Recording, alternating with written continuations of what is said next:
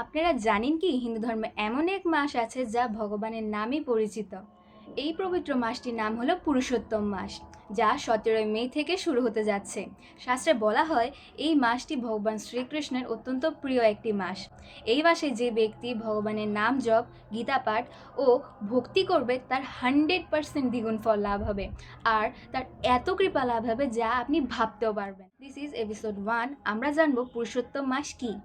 পদ্মপুরাণ ও স্কন্দপুরাণের আলোকে জানা যায় চাঁদ ও সূর্যের বছরে পার্থক্য নিরূপণের জন্য একটি অতিরিক্ত মাসের সৃষ্টি হয়। এই মাসকে প্রথমে কেউ গ্রহণ না করলেও ভগবান শ্রীকৃষ্ণ এই মাসকে পুরুষোত্তম মাস হিসেবে সম্মানিত করে। এই মাসে প্রত্যেকটি ভক্তিযুক্ত কার্য করার ফলে 1000 গুণ ফল লাভ হয়।